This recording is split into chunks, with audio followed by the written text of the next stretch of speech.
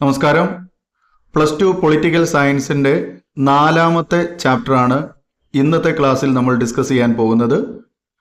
+2 റെഗുലറായി പഠിക്കുന്ന school going സ്റ്റുഡൻസിനും തുല്യതാ പഠിതാക്കൾക്കും ഉപകാരപ്പെടുന്ന ക്ലാസ് ആണ് നമ്മൾ ചാനലിലൂടെ ഇപ്പോൾ ചെയ്തുകൊണ്ടിരിക്കുന്നത്. 100% ഗ്യാരണ്ടീഡ് ആയിട്ടുള്ള പരീക്ഷയ്ക്ക് വരുന്ന ചോദ്യങ്ങളും അതിൻ്റെ ഉത്തരങ്ങളുമാണ് നമ്മൾ ഡിസ്കസ് ചെയ്യുന്നത്. ഇതിനു മുമ്പ് +2 പൊളിറ്റിക്കൽ സയൻസുമായി ബന്ധപ്പെട്ട് 3 ചാപ്റ്റേഴ്സിൻ്റെ ചോദ്യങ്ങളും ഉത്തരങ്ങളും ഡിസ്കസ് ചെയ്ത് കഴിഞ്ഞു. അതിന് നിങ്ങൾ തരുന്ന അല്ലെങ്കിൽ തന്നിട്ടുള്ള നല്ല പ്രതികരണങ്ങൾക്കും നല്ല വ്യൂസിനും എല്ലാവർക്കും നന്ദി അറിയിച്ചുകൊണ്ട് ഇന്ന് നമ്മുടെ ക്ലാസ് ആരംഭിക്കുകയാണ്. വിദേശ ബന്ധങ്ങളാണ്, ഇന്ത്യയുടെ വിദേശ ബന്ധങ്ങൾ. ഇതാണ് അധ്യായം 4-ൽ നമുക്ക് ഡിസ്കസ് ചെയ്യാനുള്ളത്.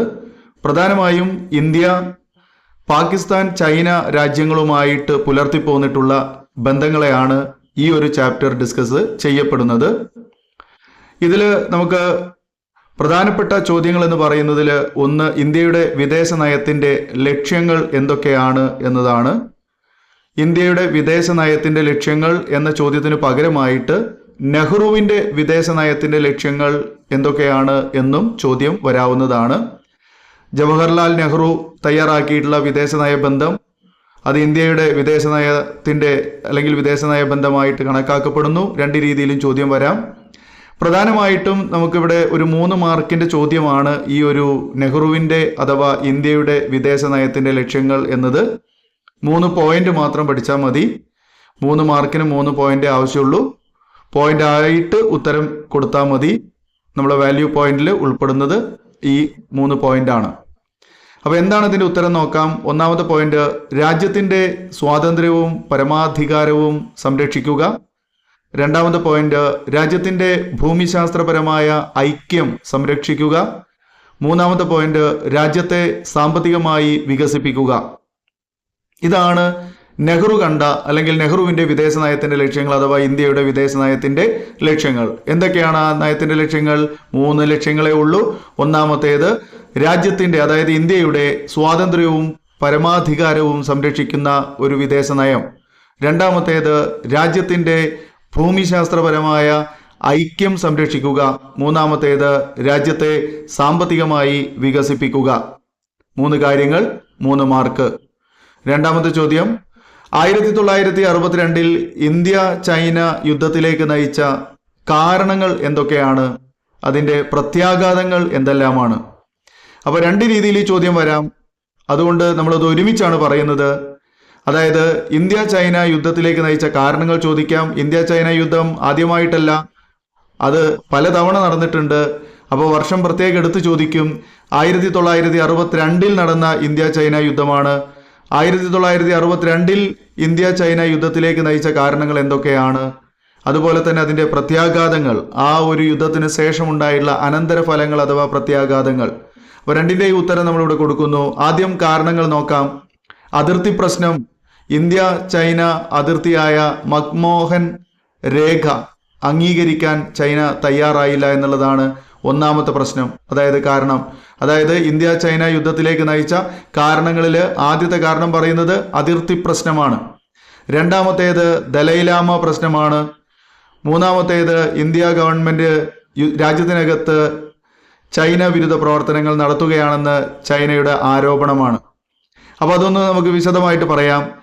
അതിർത്തി പ്രശ്നം എന്നതിൽ ഇന്ത്യ ചൈന അതിർത്തിയായ മക്മോഹൻ രേഖ. അപ്പോൾ അവിടെ നമുക്കൊരു 1 വേർഡ് കിട്ടി. ഇന്ത്യ ചൈന അതിർത്തിയെ സൂചിപ്പിക്കുന്ന രേഖയ്ക്ക് വിളിക്കുന്ന പേരെന്താണ്? മക്മോഹൻ രേഖയാണ്.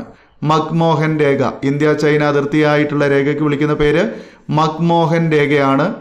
ആ രേഖ അംഗീകരിക്കാൻ ചൈന തയ്യാറായില്ല എന്നുള്ളതാണ് അതിർത്തി പ്രശ്നം.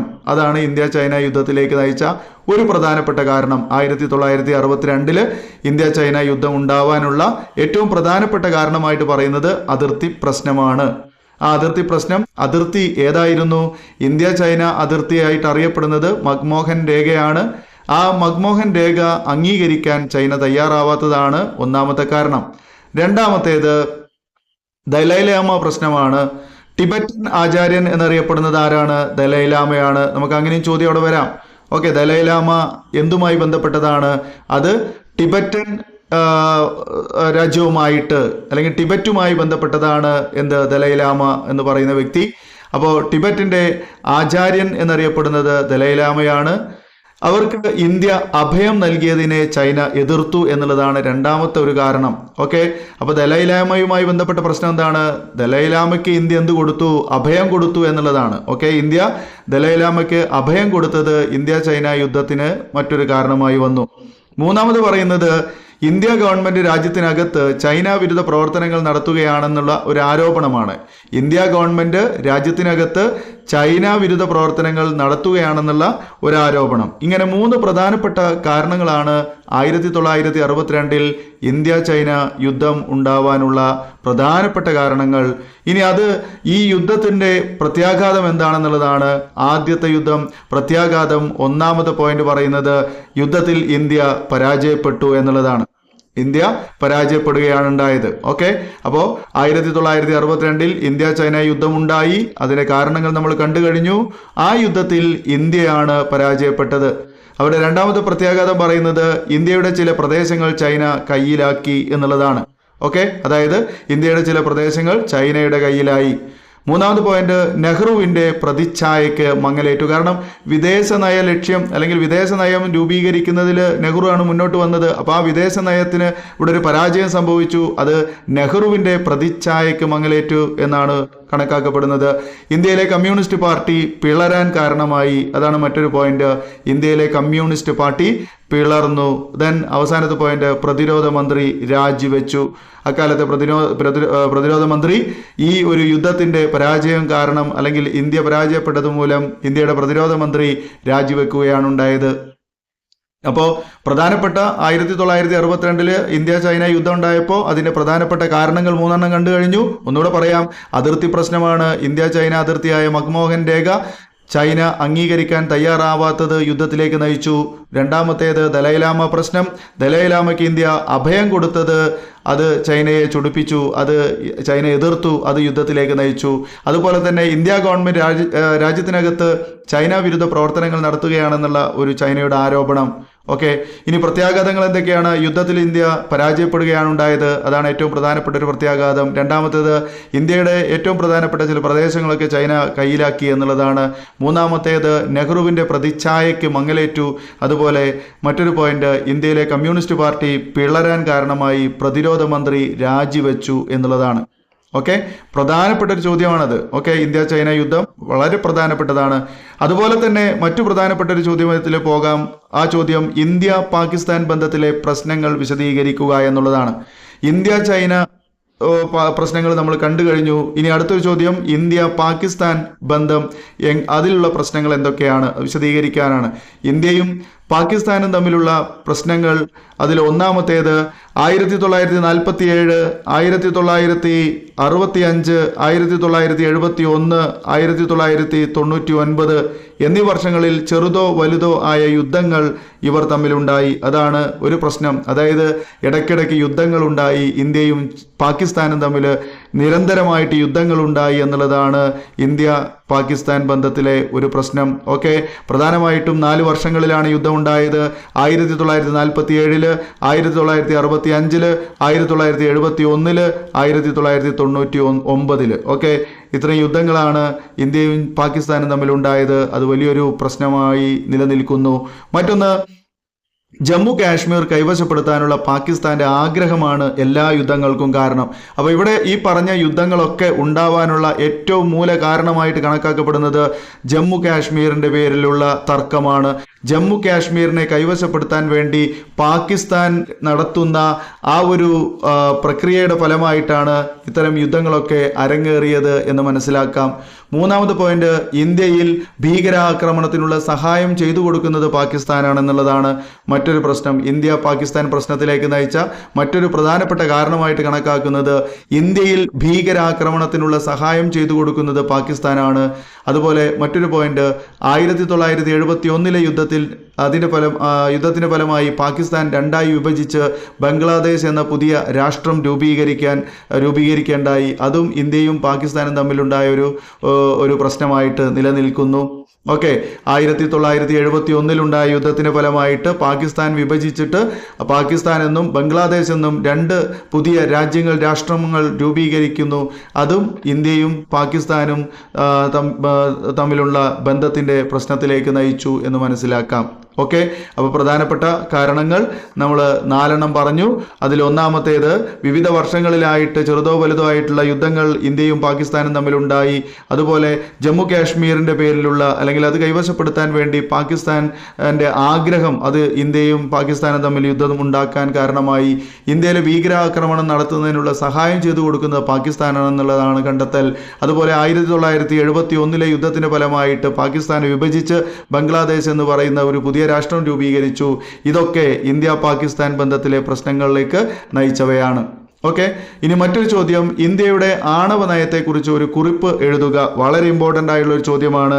ഇന്ത്യയുടെ ആണവ നയം എന്താണ്? ആ ആണവ നയത്തെക്കുറിച്ച് വിവരിക്കാൻ വേണ്ടിയിട്ടാണ്. അപ്പോൾ നിങ്ങളിവിടെ പോയിന്റ് ആക്കി കൊടുത്താൽ മതി. 3 പോയിന്റാണ് നമ്മൾ പറയാൻ ഉദ്ദേശിക്കുന്നത്. എല്ലാ രാജ്യങ്ങളും ആണവായുധം ഉപേക്ഷിക്കണമെന്നാണ് ഇന്ത്യയുടെ ആവശ്യം. അതായത് ഇന്ത്യയുടെ ആണവ നയം എന്താണ്? ആണവ നയത്തെക്കുറിച്ച് ഇന്ത്യയുടെ അഭിപ്രായം അല്ലെങ്കിൽ ഇന്ത്യയുടെ ആണവ നയം എങ്ങനെയുള്ളതാണ് എന്നാണ് പറയുന്നത്. എല്ലാ രാജ്യങ്ങളും ആണവായുധം ഉപേക്ഷിക്കണമെന്ന് ഇന്ത്യയുടെ ആവശ്യം.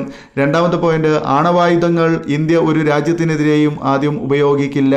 ഓക്കെ, ആണവായുധങ്ങൾ ഇന്ത്യ ഒരു രാജ്യത്തിനെതിരെയും ആദ്യം ഉപയോഗിക്കില്ല എന്ന് പറഞ്ഞാൽ ഇങ്ങോട്ട് പ്രയോഗിച്ചാൽ അങ്ങോട്ട് പ്രയോഗിക്കും എന്നുള്ളതാണ് അതിൻ്റെ അർത്ഥം. ഓക്കെ, ആണവായുധങ്ങൾ മുൻകൂട്ടി നമ്മൾ യുദ്ധങ്ങൾ ഉണ്ടാകുമ്പോൾ മറ്റു രാജ്യങ്ങളുമായിട്ട് എന്തെങ്കിലും പ്രശ്നങ്ങൾ ഉണ്ടായിക്കഴിഞ്ഞാൽ ആ പ്രശ്നങ്ങളെ നേരിടാൻ ഇന്ത്യ ഒരിക്കലും ആദ്യം അങ്ങോട്ട് ആണവായുധം പ്രയോഗിക്കില്ല എന്നുള്ളതാണ്. ആണവായുധങ്ങൾ ഇന്ത്യ ഒരു രാജ്യത്തിനെതിരെയും ആദ്യം ഉപയോഗിക്കില്ല. മൂന്നാമത്തെ പോയിന്റ്, സമാധാനപരമായ ഉദ്ദേശത്തിന് വേണ്ടി മാത്രമേ ഇന്ത്യ ആണവശക്തി ഉപയോഗിക്കുകയുള്ളൂ. സമാധാനപരമായ ഉദ്ദേശത്തിന് വേണ്ടി മാത്രമാണ്, അല്ലെങ്കിൽ അങ്ങനെ ഒരു ലക്ഷ്യത്തിലേക്ക് മാത്രമായിരിക്കും ഇന്ത്യ ആണവ ശക്തി ഉപയോഗിക്കുക എന്നാണ് പറയുന്നത്. ഓക്കെ, അത് ശ്രദ്ധിച്ച് പഠിക്കേണ്ട ഒരു കാര്യം. ഇന്ത്യയുടെ ആണവ നയത്തെക്കുറിച്ച് വിവരിക്കാൻ പറഞ്ഞാൽ ഇന്ത്യയുടെ ആണവ നയം എങ്ങനെയുള്ളതാണെന്നുള്ളതാണ്. എല്ലാ രാജ്യങ്ങളും ആണവായുധം ഉപേക്ഷിക്കണമെന്നാണ് ഇന്ത്യയുടെ ആവശ്യം. ആണവായുധങ്ങൾ ഇന്ത്യ ഒരു രാജ്യത്തിനെതിരെയും ആദ്യം ഉപയോഗിക്കില്ല. സമാധാനപരമായി ഉള്ള ഉദ്ദേശത്തിന് വേണ്ടി മാത്രമേ ഇന്ത്യ എന്ത് ചെയ്യുന്നുള്ളൂ? ആണവശക്തി ഉപയോഗിക്കുകയുള്ളൂ.